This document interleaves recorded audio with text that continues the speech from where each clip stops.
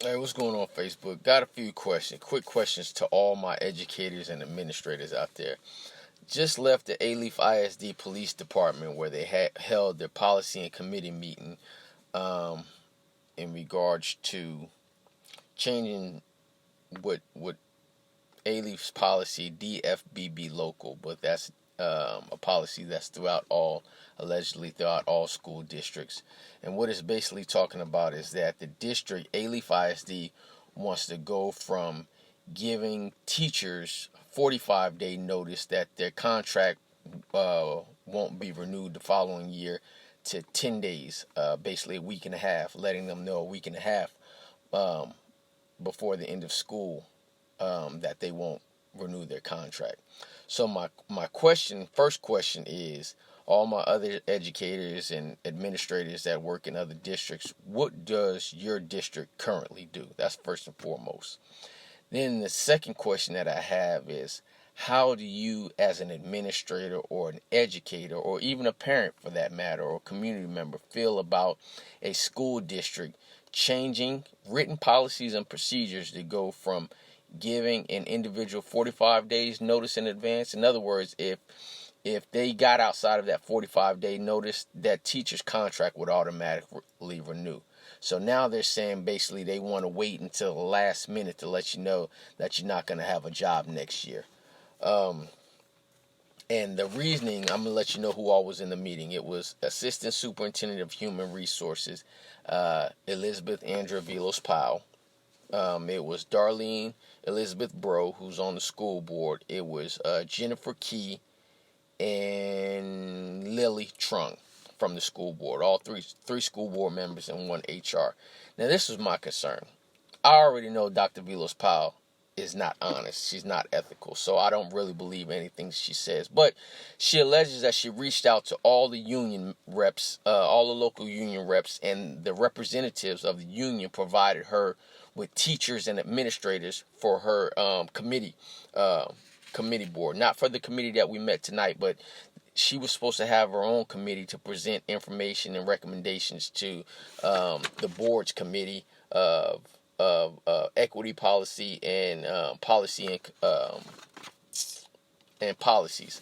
So Veloz-Powell alleges that this is where she got me all messed up. I could have believed what she said until she got to this part. But she stated that every last individual that participated, not individual, but administrator and educator and union representative that participated in her little group unanimously voted to change the teacher's make a recommendation to change the teacher's contracts from 45-day notice to 10-day notice. So not a single educator, not a single administrator, and not a single union representative voted against it. I have a hard time believing that. My concern is this. Alief ISD seems to be going out of their way to alienate the community, to alienate the educators. Hell, you get 15 days. A community member or a parent or a student has 15 days from the date of an occurrence in which they can voice a grievance about something.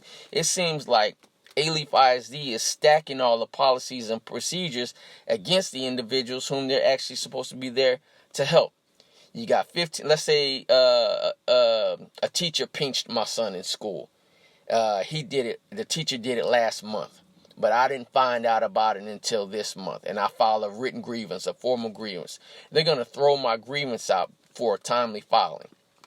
How often do we not find out about situations that's going on in our child's life or at our school in less than 15 days? More importantly, I challenge the school district, since we want to start talking about equity, I want to challenge the school district to say that if y'all don't notify us parents of incidents that occur in our schools and around the district within 10 to 15 days, we should be able to fire the superintendent.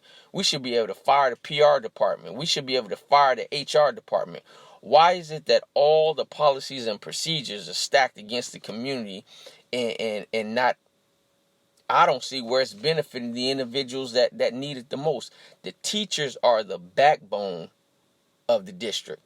Without the teachers, the school shuts down. If HR disappears, education still continues to go on. If the superintendent disappears, guess what? Teaching still goes on in that classroom. If our teachers disappear, everything disappears. There is no HR, there is no superintendent, there is no school board, there is no nothing.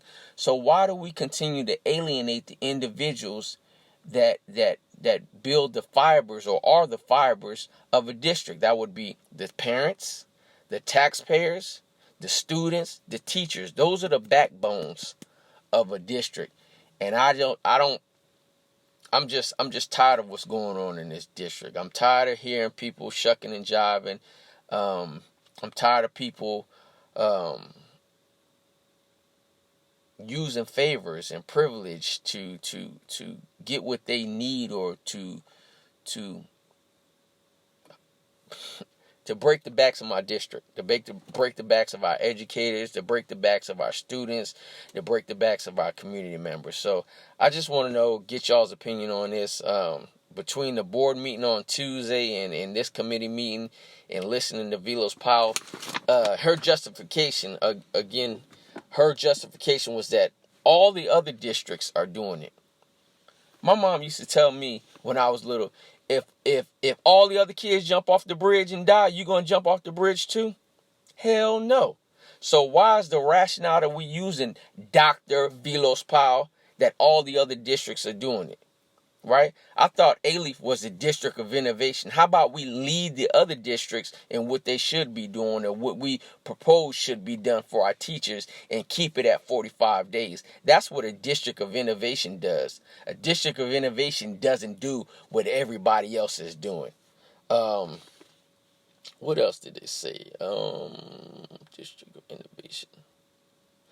Oh, and it Alief ISD teachers, if you didn't know this, she brought this up too, that administrators have to let HR know around the month of October of the teachers or the staff that they intend on letting go. Or so if you've ever noticed, around the month of October, that's when you start getting hit hard with policy violations and coming into your room and trying to monitor you. It's because around October, I guess it's a written policy, but they asked administrators, or they have a window in which they must advise administrators that they're going to, or they have intentions on terminating educators. So that window begins in October and can't extend beyond there. So they have that month: October, November, December, January, February, March, April, May, June. They have to let you know within that window. So if you've noticed that your administration start acting funny with you around October, chances are they probably put you on that list, and they're not intending on renewing your contract, or trying to make it real difficult for you to make it through the gauntlet of being a successful teacher that year. So I'm going to end it there. I'm looking forward to your comments to find out what your school district does, what the surrounding area does, and how you feel about it as an educator. I know Alief ISD educators, I don't expect you to say anything publicly, because you might be retaliated against. But I am very interested in finding out what other districts may say. If you want to message me personally, Alief ISD administrators or staff, or if you want to call me, please call me on my cell phone or email me or whatever. But I just have a hard time believing that every last union representative, every last educator, and every last administrator that attended or participated in this alleged committee with Assistant Superintendent Human Resources Elizabeth Andrea Veloz-Powell voted yes, that they want to shorten the time of term limit in which they'd have to notify educators that they're going to be terminated. I just can't believe that.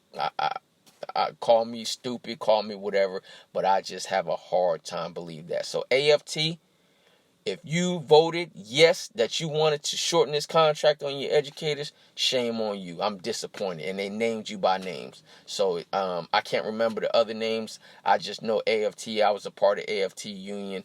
And if y'all voted for that, Earl and Veronica, shame on y'all. I'm very disappointed. If not, they lied on y'all. All right, I'm gone.